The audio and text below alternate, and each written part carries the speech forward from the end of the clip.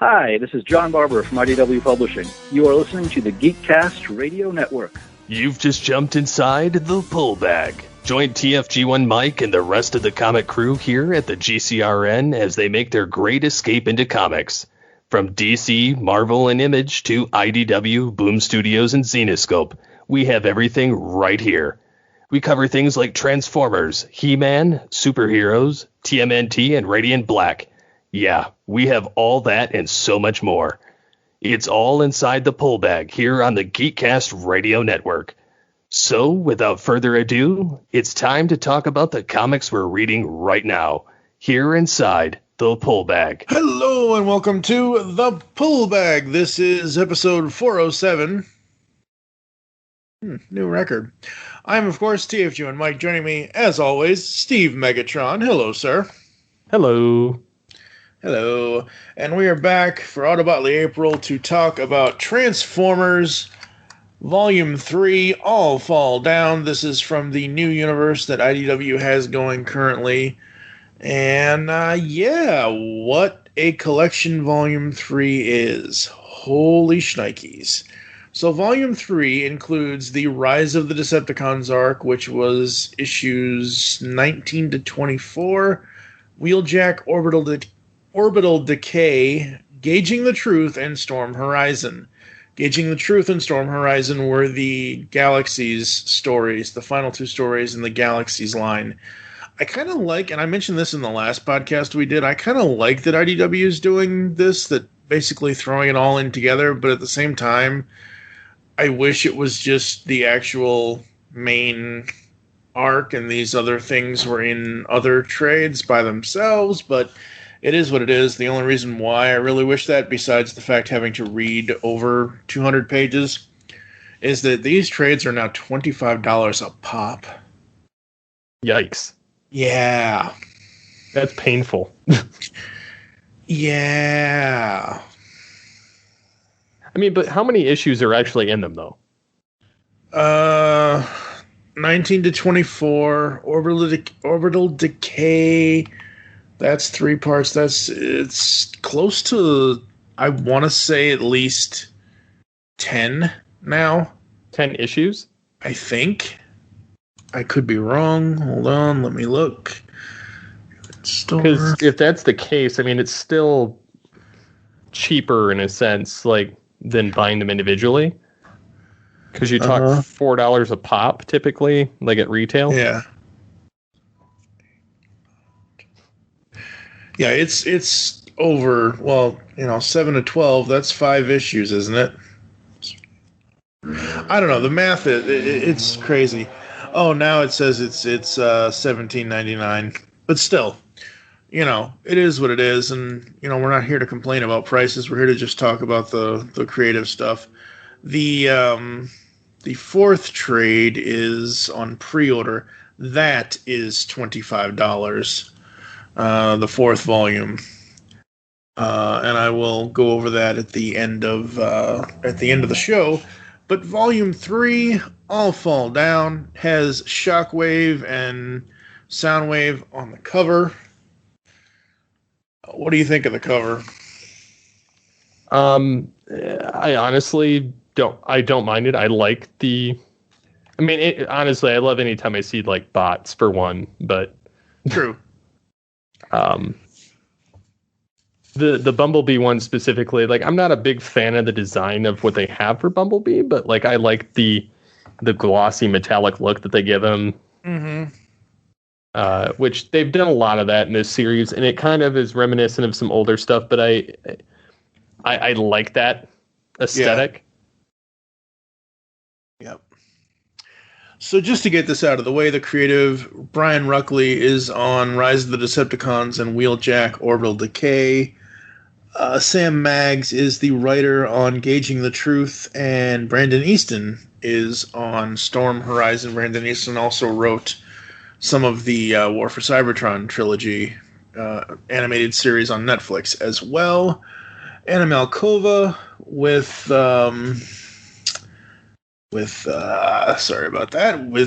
Billy Montfort and Blackie Shepard are on art and And Joanna LaFuente is on colors for Rise of the Decepticons. Additional colors done by John Paul Beauvais. For Wheeljack Decay, Beth McGuire-Smith is the full artist. For Gauging the Truth, Beth McGuire-Smith and Limi Mayo with Josh Burcham on colors. Yay, Josh! And then Storm Horizon, as I said, is Brandon Easton with Andrew Griffith on art and Josh Burcham on colors. Oh boy, this is a lot to unpack. Yeah, the cover for Bumblebee for issue 19, like, oh, Target Bumblebee, great. I actually had to go back to the end of the previous trade because I'm like, what the hell's going on here? Even though we just recorded that episode last week, or it just released last week as of this recording kind of thing. And yeah, I mean, Megatron's getting ready to rise. That he is. I love Soundwave in this. Yeah, Soundwave... I'm starting to get, like, in this particular issue, I'm getting vibes from the Marvel Comics universe. Mm-hmm. In a lot of ways, Megatron was calling the shots, but then there was, like, Soundwave was running some of his machinations, Shockwave was running some, Ratbat was running some. So, I mean, in a lot of ways, I'm getting a lot of those vibes from this comic. Yeah. And I'm sure they probably took inspiration from that, obviously. And apparently somebody found out that Bumblebee's a spy, and they've basically just cut ties with him. So Bumblebee the Decepticon is no more. I mean, he doesn't die, thankfully, but, you know, it is what it is. It's just weird seeing a giant purple Decepticon logo on Bumblebee's yellow chest. Of Optimus Prime and Sentinel Prime. Man, I miss animated. I don't. Don't. I didn't. I enjoyed it for what it was at the time. I don't miss it.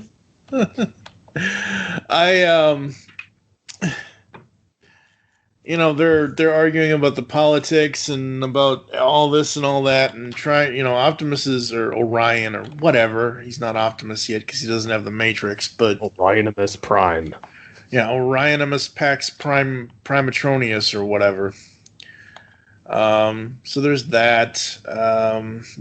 We go back to Bumblebee. He narrowly escapes getting killed. And then we're taken to these new teams that they're putting together. And again, like I said last time, even though I'm not the biggest fan of Springer, I don't mind this version of Springer so much because he's give him something to do. Yeah, exactly.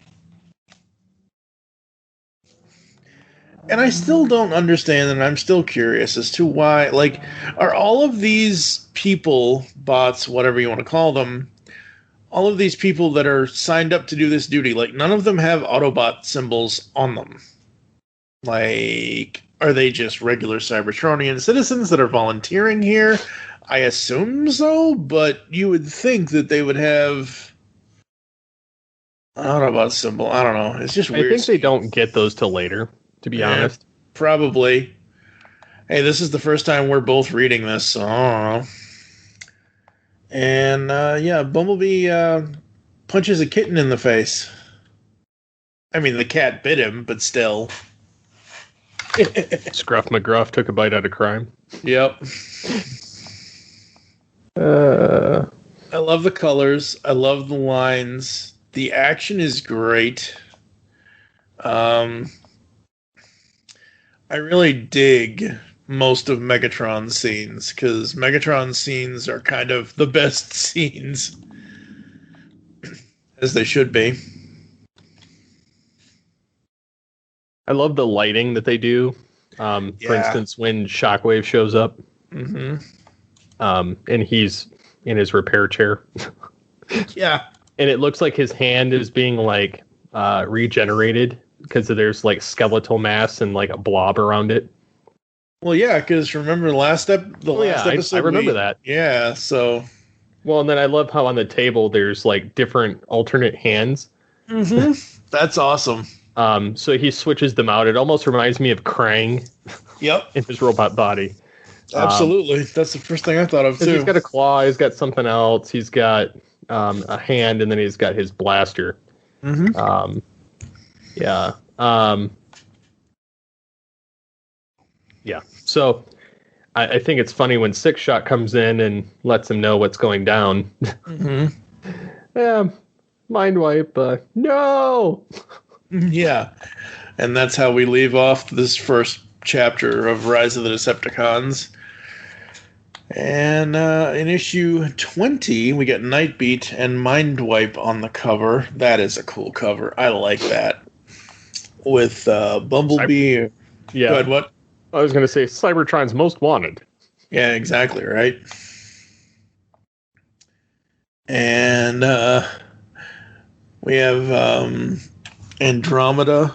She's the news lady. She's the hype lady for the news broadcast. And apparently Prowl is watching this. And Nightbeat walks in on him doing that.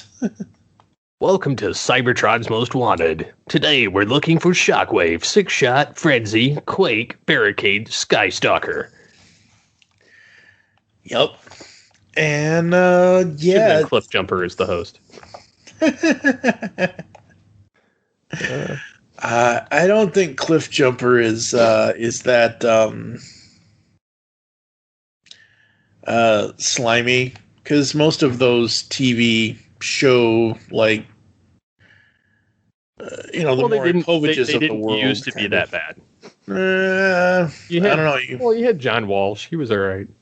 Well, yeah, no, yeah. It was everybody after him that's tried to host it. Elizabeth Vargas is doing it now. Yeah. It's on Hulu. I'm like, should I even try to watch one of these episodes? I don't know if I want to. So we get a conversation between Prowl and Nightbeat. We then cut to Hound, and he's trying to make peace, and then Sideswipe comes in and ruins everything. Because that's what Sideswipe does. Well, Hound is apologizing, this should have never happened. We're sorry. Right. And Sideswipe's he's basically combat and pretty oblivious to everything else. And he's like, you idiot. Yeah, he's very combat antsy. Yeah, and Hound is kind of like, I love planets. I love life. I like to... Mm-hmm. Even in G1, he's kind of like, Oh, yeah. And then his statement, don't try to force it and don't try to be someone you're not. Yep. And then we get to interrogation mode. Yeah. And then Swindles. Oh, Lord. Swindles. Jeez. This is crazy. I love it, but it's crazy. And we have all these bots that we don't know anything about, which is fine, which is great. You need to introduce new characters, you need to introduce young bots and whatever. I just love that Swindle is at the center of all of this here in this issue. That was cool.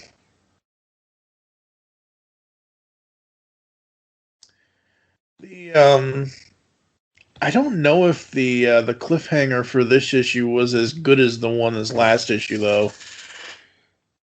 Yeah, I don't think so. I mean, it's Six Shot, going into the bay here with Frenzy or Rumble or whoever, and the other bot kind of thing. And that's the other thing about this is they've explicitly stated now in the IDW verse, Rumble is red, Frenzy is blue. Would have been better just to have one purple and one blue. Well, I know, right? They're interchangeable. They can just do what they want. Yep. And we get to the next issue. I love that cover there. That cover is really cool with all the bots on it for issue 21. Mm-hmm. That's fun. And is that who I think it is? Sure is. Leviathan, are you okay? No! Ground opened. I fell. Been here since dawn. Comms damaged. Okay, then. So they gotta get help for him. And Windblade runs into Bumblebee, and she's like, that ugly thing doesn't suit you. Talking about the Decepticon symbol. He says totally agree. Hoist says he'll scour it off when he has time. Yep.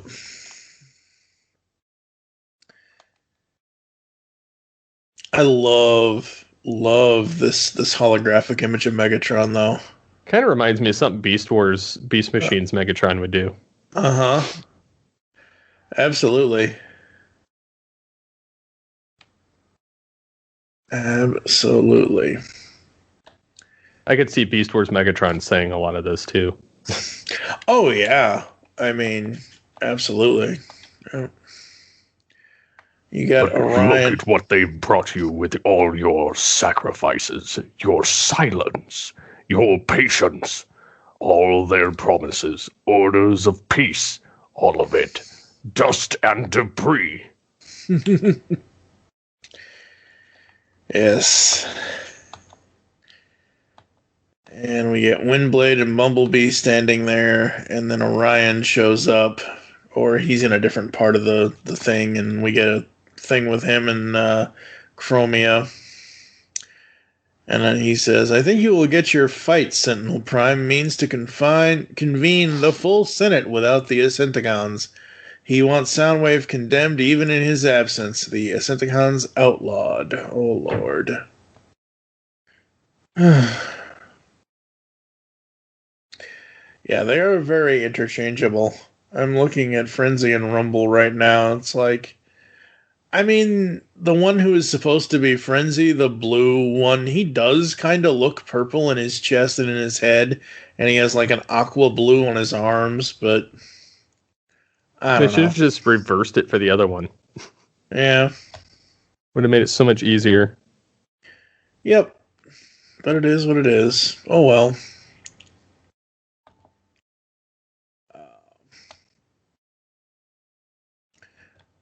So Leviathan wants search and rescue, and Beachcomber and the other bots are just going to drive away, apparently.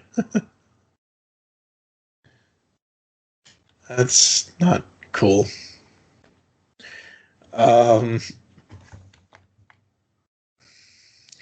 Yeah, So one of the Decepticons has some blasting to do, and the Autobots are like, one of them flew off into the sun. I can't exactly see anything anymore. Oh, Trigger no. happy. Trigger happy. Of course it was trigger happy. Beachcomber, nose cone.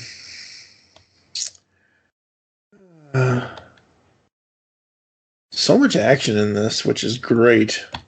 I love seeing Springer in action in this. This is so cool. Is that? No, that is Smokescreen. Very cool. Very G1 colors. Very different kind of car, but very G1 colors for Smokescreen.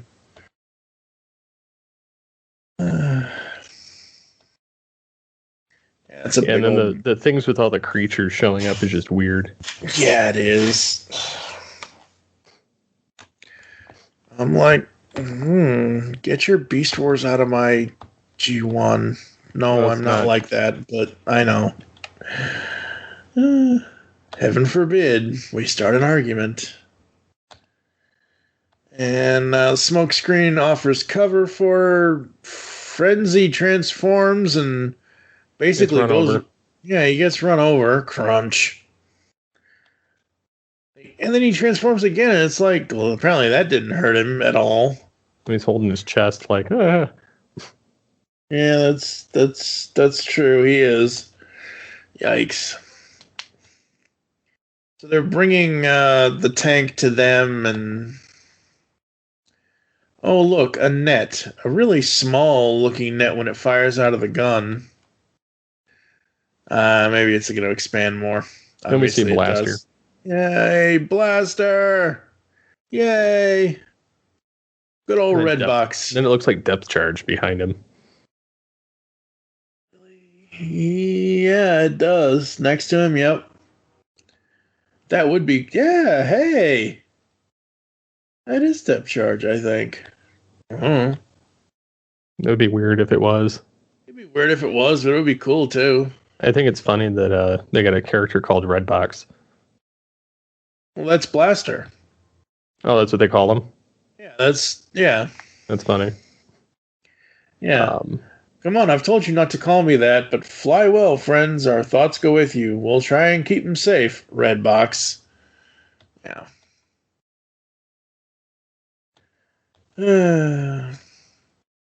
We get Windblade and Six Shot, and away we go. Heads up, Six Shot is inbound, and boy, does he make an impression. Mm-hmm. Ooh. I love how they use all of his modes. I kind of love how the winged cat or whatever he's supposed to be is kind of like the last mode, and it's got Rumble and Frenzy next to him or behind him. I love that shot. That's cool. And then you got Smokescreen and Springer and whoever the other bot is, that Nova Star, or whoever it is, on the field. I really dig that. I think that's great. And then Leviathan decides to say enough, and that's where we end this one. And man, these issues run fast. Yeah, a lot faster than some of the other ones. Yeah. I mean, most of this issue was a battle, which is great. I mean, it's not great for, furthering the story, but I mean, you kind of get a further story with the battle and how all of this is going down, which is kind of cool. I like that. Again, I love the art. I think the art's great. The colors pop on all of the bots and cons and things like that, and the way the backgrounds are drawn, I really dig that as well. Getting into issue 22, we start out with Sad Bumblebee. Mopey B. Mopey B. He's in a cell. And, yeah. We go back to the battle, and Six Shot is basically destroying everybody. And, with homing missiles, no less. And Springer's like, Omers! And I'm like, what? Where's the Simpsons? I know. And then Wingblade tries to decapitate. Yep. And then he grabs her. Yes, he does grab her. Oh boy, right by the throat. Oh, I don't think she was trying to decapitate him. With the way that Windblade's sword is, it looks like she was going to drive her sword right down into his head. So, yeah. Rumble and Frenzy show up with the tank dude again, and more battle. Dismount. Right, yeah. Squash. Yep. And then Leviathan comes in and tries his best. And of course, because the odds are shifting, Six Shot is going to cut his losses, which he only takes Rumble and Frenzy with him. I love that shot, though. The Varouche with him transformed with Rumble and Frenzy on each of his wings. That's cool.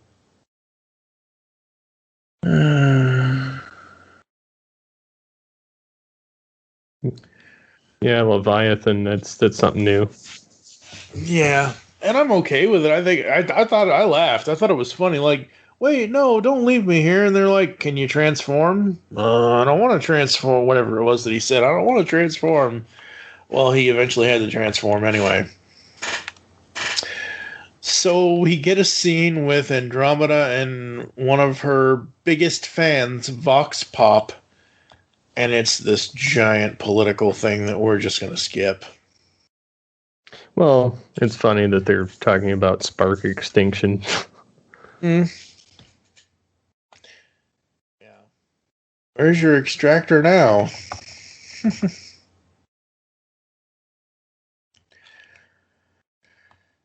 And Starscream's standing at Sentinel's side. Yes, he is. I'm wondering when he's going to flip. Oh, he's on their side. He's just playing. Yeah.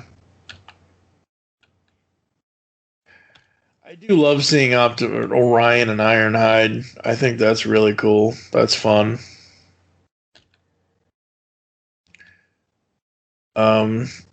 And then he's telling him that he's learning all the wrong things. Yes, he is.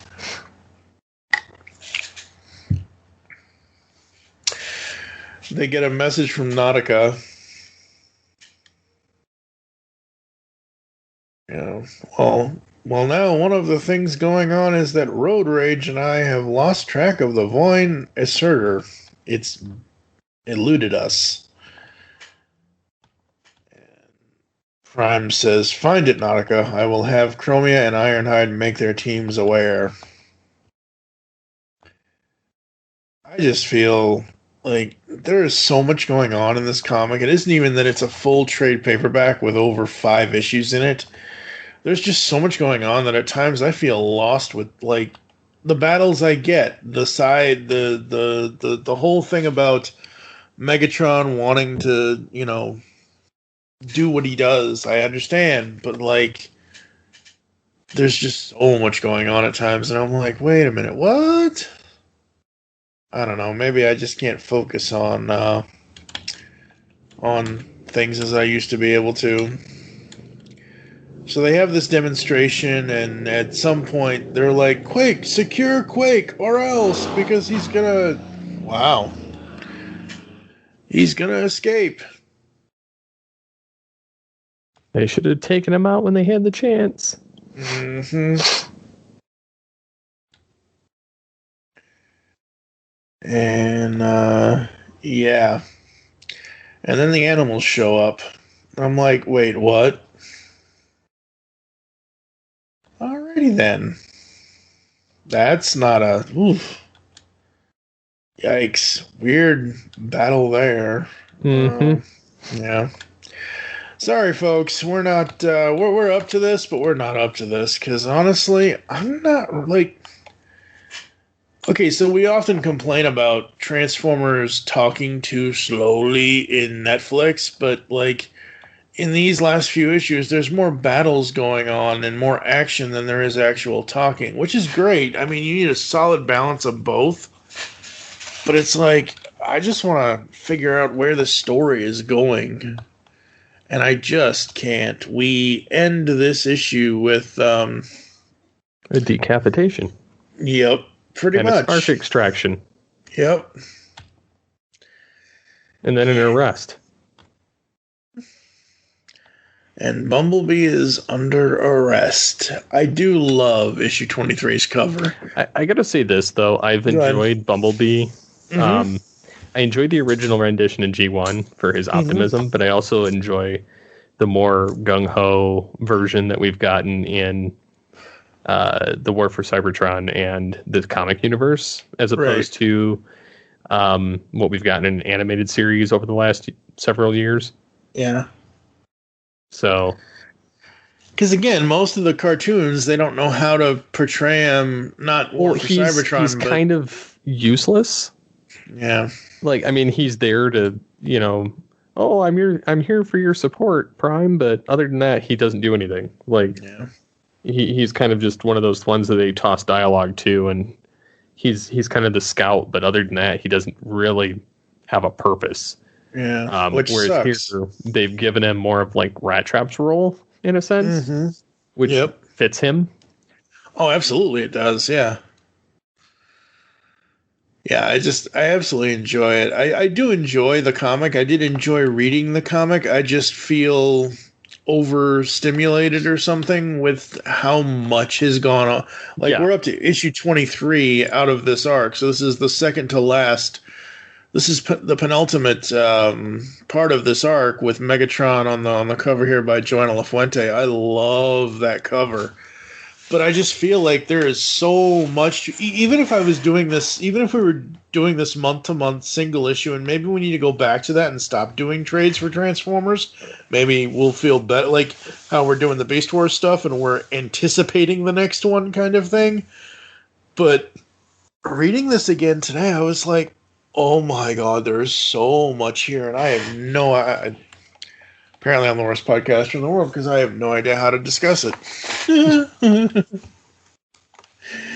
We open issue 23 with Ironhide. This could be rough. I do love the shift list behind him with Pipes and Groove and Backstreet. Where are the boys? I do love seeing all their names on the list. I think that's really cool.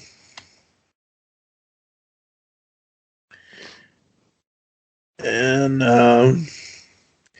he says half of Cybertron thinks the Senate Guard is a junkyard for old bots, weird bots, and we're proving them wrong. We do our job starting now. And somebody says, wait, half of Cybertron thinks what? Ironhide's making that up, right? Exaggerating for motivational effect? You should get out more, Sub-C. Plug yourself into the talk on the streets. Yeah, and maybe try having a bestial mode like me and Chain Claw. You get used to half of Cybertron looking down on you. That's crazy.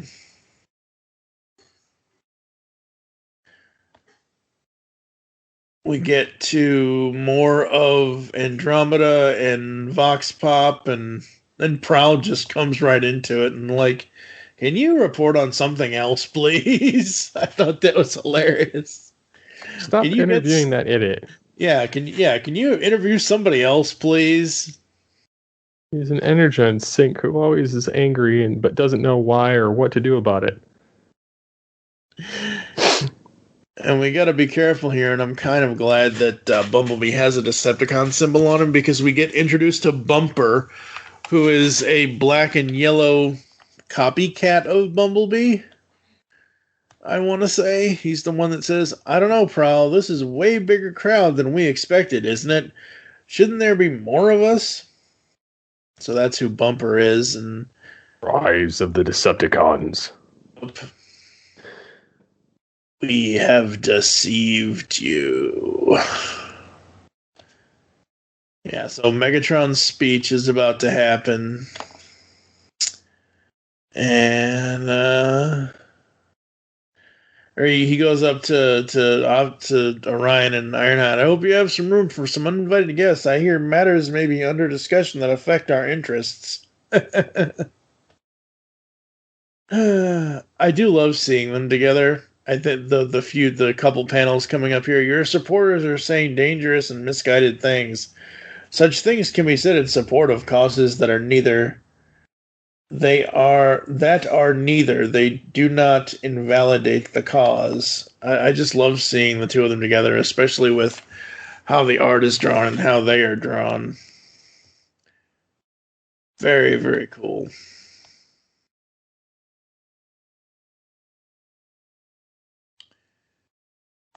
So yeah, Megatron goes into the Senate and says, that is still our way, is it not? The accused have the right to face and answer the accusers? Oh boy, there's Starscream. Oh wait, Starscream's back at the jail with Bumblebee. And why is it always that Starscream's...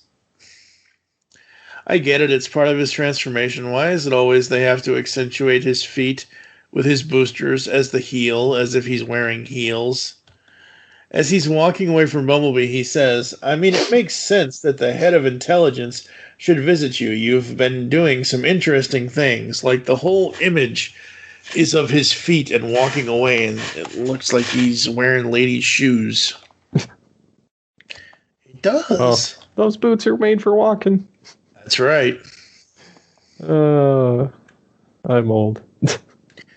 I'm older. Yeah, I know. Yeah, I know, you know.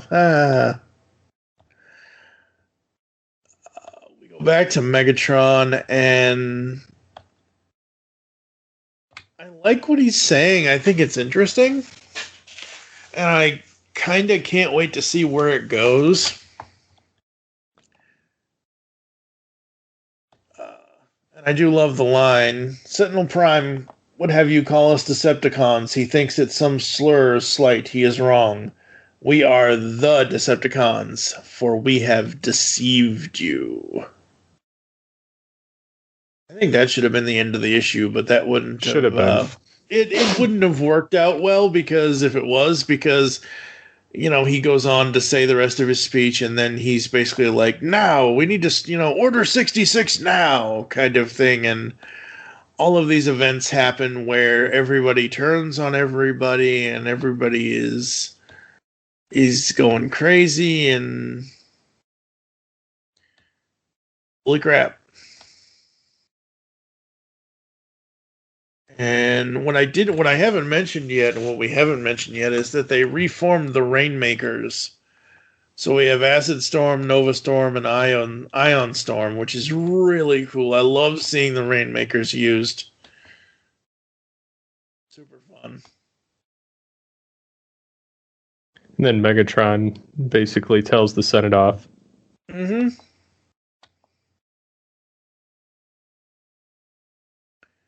Pretty much, yeah. And then Ape Face and all the baddies are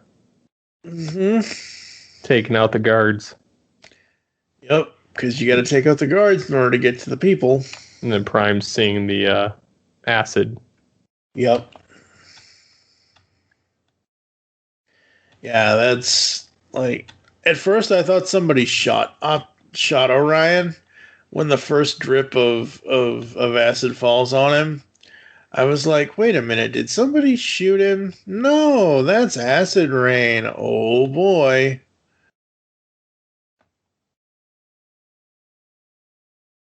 Again, love the colors, love the art, love the designs of the robots. I think they're super cool. I think they're super fun.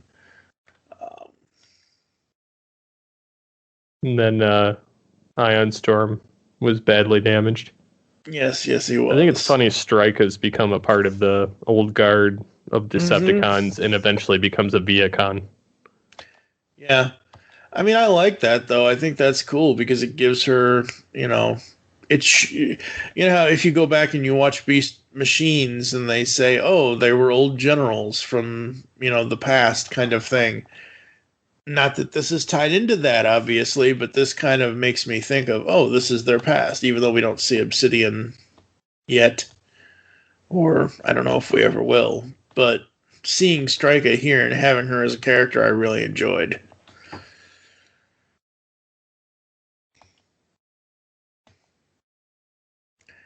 And that's Rise of the Decepticons, issues 19 to 23.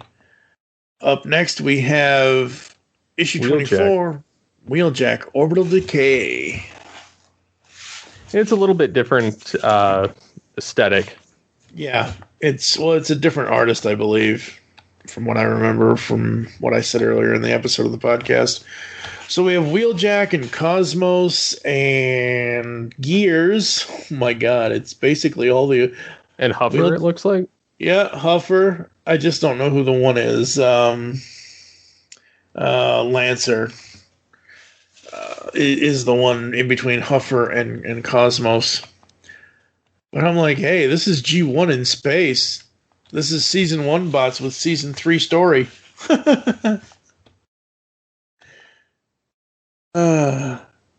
Colors are great. A lot of vibrant colors. I like where there's some of the scenes where they're doing the panels of kind of flashbacky. Yeah.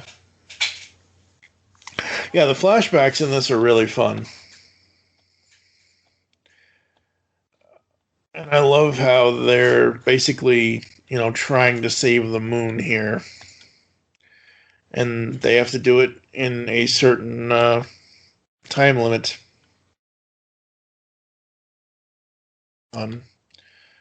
So many colors in this, though. It's so nice and so rich, and even though they're in space, it's like, this I don't want to say pastel, but it's like this pastel explosion of color, and they're just everywhere. Dark greens, light purples, dark purples. Sometimes there's a couple of scenes where Wheeljack even looks green, even though he's not on his face, but there's one scene where he kind of looks like he's green. Cosmos and Gears actually get stuff to do, which is nice. And Gears is like, all I want to be is good at something. And you, Gears, we all have that potential. But this, I want to be good at this. I want to be good at what you do. Well, Gears, not everybody can do what Wheeljack does.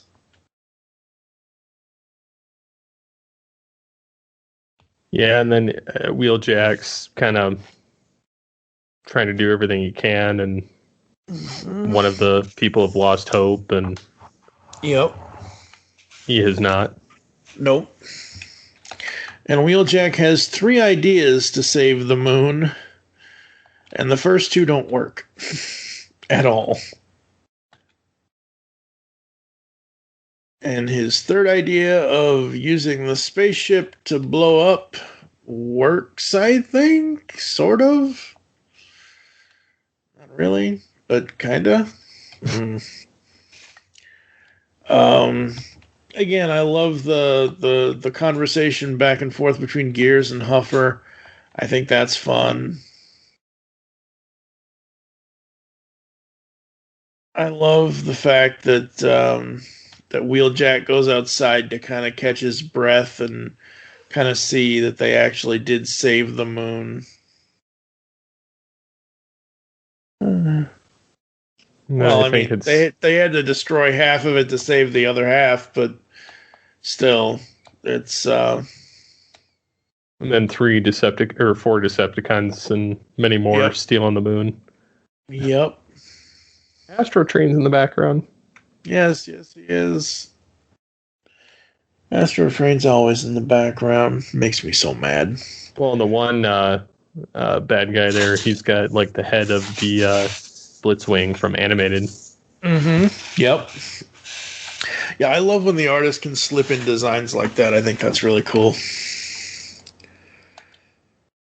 And so that's Orbital Decay. I enjoyed it. Another one. Yes, we go into another one. We have 2 more storylines to talk about, folks, and I know people are just, stunned in awesomeness of how great this podcast is, because it really isn't. I have to say, I do not want to go through all of Gauging the Truth, because it didn't resonate with me very much. It didn't resonate with me hardly at all. There are 3 parts to it. I love the designs. I love the colors. I love the art. The writing on it, I was not thrilled with the story. The story didn't actually even captivate me. Come to find out, Gage, who is this young Cybertronian or Autobot or whatever you want to call her, she had her memory screwed up. I do love that they bring in RC and Greenlight. I think that's cool. And they eventually, become a trio. But, I mean, overall, the story was just way too much. It feels like I'm reading a Transformers version of what you would see, whatever cult it is, on some true crime TV show. Like if America's Most Wanted is featuring David Koresh or something. That's really what this felt like to me, and it did not keep my attention really at all. I just didn't like the story. Visuals amazing, absolutely amazing, but the story itself, not so much. Now, the last story, Storm Horizon, that was a story. Holy crap. Ultra Magnus and Sound Blaster. And supposedly this is supposed to tie into War for Cybertron? Kind of, sort of. I thought that's what Brandon Easton had said at some point, or something. I thought I heard him say that in an interview. I could be wrong. It's like he was writing the Ultra Magnus part of the arc in Siege, and somebody said something about that because he was doing that, he was also doing this, and he was, I don't know, I could be wrong. I don't want to put words into the guy's mouth, but that's what I thought I heard him say on an interview with the Transmissions podcast a few months ago, or a while ago now at this point. But basically, Ultra Magnus is on this one mission, and then he gets detracted because he has to go find his friend Alpha Trion. I love this. I think the writing is amazing. I think the art is really good. The story kept my attention. I especially love the panel threat neutralized, and he has his sword in somebody's head. It's I think it's funny awesome. Megatron's working with him. Yeah, that is kind of funny, isn't it? Mm-hmm. Mm-hmm. Now, I believe that was in the past, though. That's the... I could be wrong, though, but... It was. But yeah.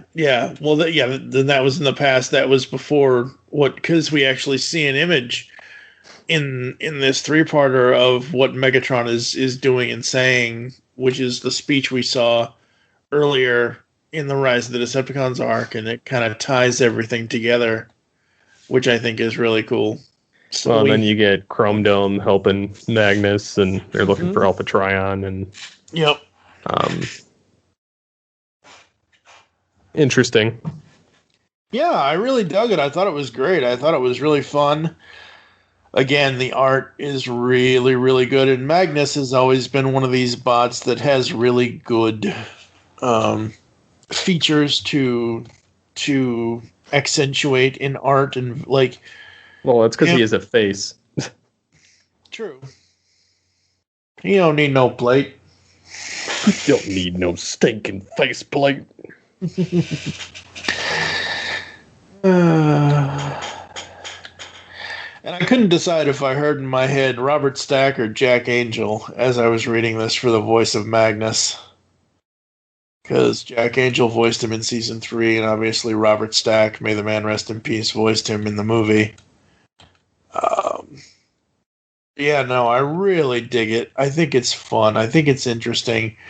I think it's cool that you have set up Sinistar or Sinister. Or, I really want to call the bot Spinster, but it's Spinister. Like him being the foil for Magnus and all of that, and I think that's cool that you don't necessarily have to have Magnus versus Megatron or Magnus versus Starscream or hell, even Magnus versus Cyclonus, even though I would love to see that.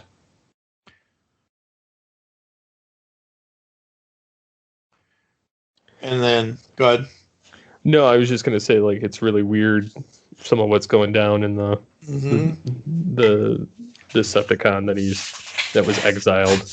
Well, not quite Decepticon, but yeah.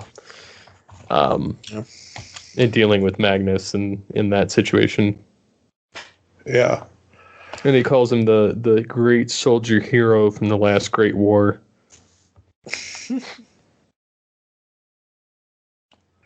Which makes you think that there was another one before the war.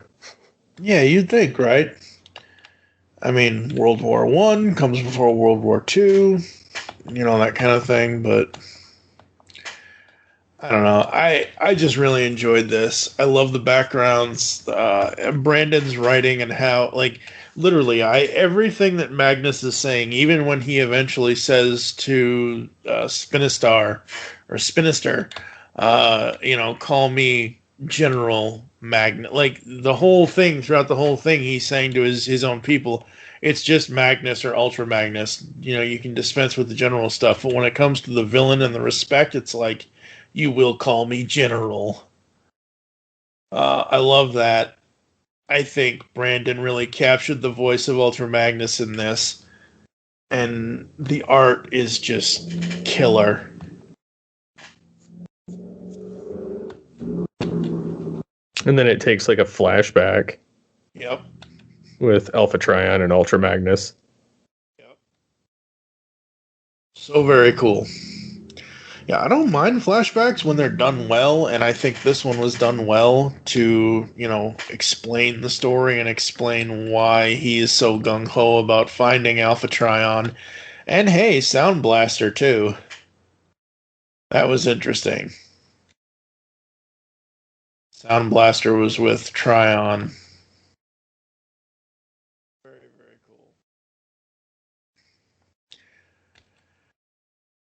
cool. What would you, what are your final thoughts on this whole thing? I prefer the one with the Rise of the Decepticons the most, just because there was more going on. I liked the color palette. I liked the storyline the most. I would put the Magnus one kind of second, just because you get a little bit more backstory on him. Yeah. And Alpha Trion.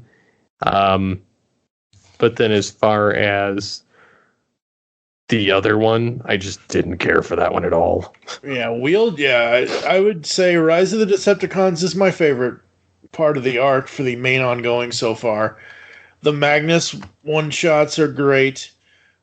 Wheeljack and Orbital Decay is great because that eventually is probably going to tie into what's going on Cybertron. And then the Gauging the Truth story, I just did not care for at all.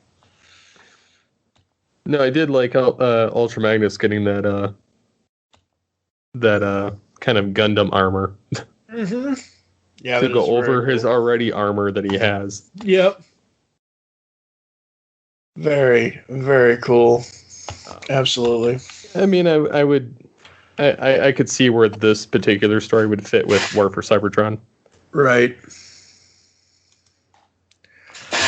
Yeah, I mean, I absolutely think, overall, there's a lot to enjoy in Volume 3. I just wish IDW would stop including everything in the trades, but then we have to buy it single issue, and it's like, it's almost cheaper could be, or whatever. Sometimes it is. I don't know. Next time we're probably going to do it a little different, folks. Next time we will probably do Declaration of War, which is the title for Volume 4 of this series, which actually doesn't release until June 30th, so we'll get back to Transformers from IDW at some point. But in Volume 4, we have issues 25 to 30, the Valentine's Day special one-shot, and Transformers Escape 1 to 5. Escape 1 to 5 is another mini-series. It's kind of like Galaxies was.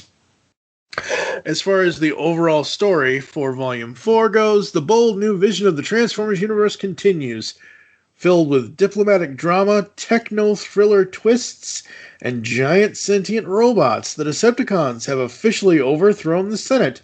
With the Autobots out of power and Sentinel Prime deposed, it looks like Megatron's vision of the future will take over. But not if the new Prime can rally what's left of the security operations and the Senate Guard into a resistance. Meanwhile, with the Autobots and Decepticons declaring war on each other, a group of Cybertronians' top scientists and diplomats launch a plan to get those uninterested in the fighting, including the alien Aovan, refugees living on Cybertron, a way out of the devastation to come. So, very, very cool. Overall, for the entire collected trade, I would probably give it a 3 out of 5. If I'm rating the individual stories, like kind of what you already did, where we already put it, first, second, third kind of thing. Rise of the Decepticons is my favorite part, as we already said. So that's number 1, and then Magnus is number 2. The rest of it is just kind of, it's there. I agree.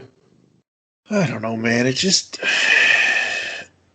I don't know. And I know some people have said, a couple of the people that are over on Transmissions, Jeremy Dennis, and Daryl and Charles, a couple of them have said to me that they weren't that interested in the Brian Ruckley run because in single issues it didn't read right. Well, I hope you guys listen to this, as horrible as this podcast has been, because I'm just the worst podcaster ever, that in trade, this really didn't. The main arcs are fine, but the other stuff in there, it's like, maybe we should just stop at a certain point and not read the other stuff.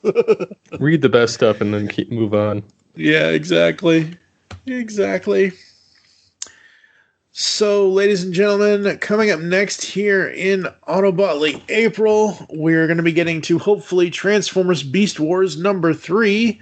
Yay! And, yay! Actually, AUTOBOTLY April this year is kind of short, because some of the Transformers stuff isn't coming until later kind of thing. And I mentioned this before, I want to do an actual whole crossover month at some point, so all the IDW crossovers. So in episode 409, I'm going to do an Origins episode with somebody, so that's what's going on for the rest of AUTOBOTLY April. Coming up in May, we've got Batman, White Knight, Von Freeze, and then Curse of the White Knight, parts 1 and 2, and then more Beast Wars, and then Radiant Black 3 and 4 will also be coming, plus I have a special episode for episode 411. So that's what's coming up here inside the pull bag. What do you got going on? Well, more things on all things Transformers, and possibly some articles to come on the website, as well as I'm still planning Altered Geek's return. It's just a matter of sitting down and recording it. Right. But mostly, Transformers toys. Very cool, very cool. Awesome, awesome, awesome. All right, make your great escape into comics, and we will catch you next time here inside the pull bag. Human germ! You've just heard the latest episode of The Pull Bag, the GCRN's first comic review and discussion podcast. There are several ways to get in touch with us and leave feedback for the show. You can visit the website, geekcastradio.com, where you can comment on the episode and all of our different podcasts. You can rate and leave a review for the show on iTunes. Be sure to leave us feedback. Become a fan of us on Facebook, facebook.com/thepullbag. Send us an email, feedback at geekcastradio.com. Follow us on Twitter at thepullbag and at geekcastradio. So until next time, make your great escape into comics and unleash the geek in you.